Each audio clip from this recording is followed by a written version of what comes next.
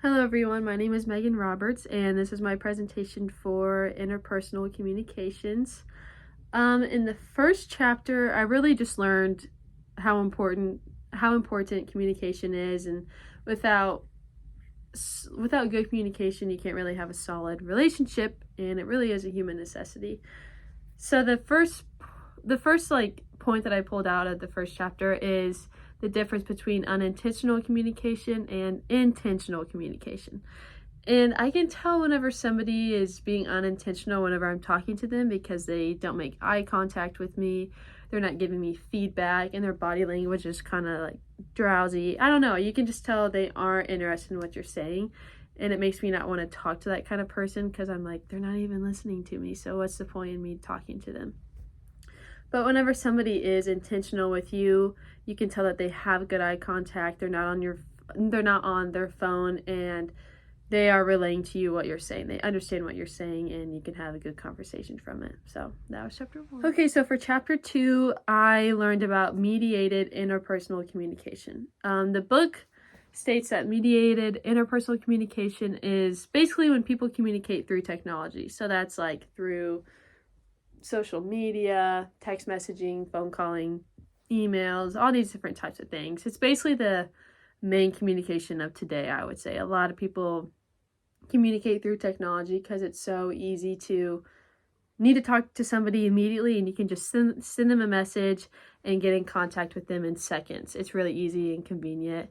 And although there are many positives to mediated interpersonal communication, I think there's a lot of negatives that come with it as well. It kind of just gets rid of the face-to-face conversations that you really need. And I think that if you only communicate through technology, you're going to lack a lot of social skills. So I think technology is really good for a lot of people. I just don't want it to take control of everyone's lives.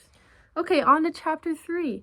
So I found chapter 3 to be super helpful because it was about how communication varies within different cultures. And I was born and raised in Bolivar, Missouri. I've lived here my whole entire life, so I hadn't really experienced diversity until I started going to SBU, and that's whenever I started to meet people from all across the world. And in this chapter, I learned about high context cultures and then low context cultures. So high context cultures I've written down, they focus on body movement, so like facial expressions, gestures, and just more nonverbal cues. On the other hand, low context cultures focus on words, and just they use their words more than they use body language. And I think that I'm more of a high context communicator because I tend to use gestures as I'm using them right now. But that's what I learned from chapter 3. So chapter 4, I also found really helpful because it really applied to me. The main thing I pulled from this chapter was self-concept, and the chapter explained that self-concept is how someone views themselves in the many different ways people find their identity. And I was thinking about this, and I just started to think how I feel like I don't find my identity in the right places. I tend to like set high expectations for myself based off of comparison, which is not good to do because I tend to set unrealistic goals for myself, and I think I'll reach them even though there's no possible way I could reach them, and I still get mad at myself. But I think it's important for people to know that you are made in God's image, and God created you in his own special way, and we're all so different and unique, so there's no need for comparison because you are just special in your own way. So I think it's good to just be happy and to thank God for that and to be content, which is easy to say, but it is good to always thank God for who you are.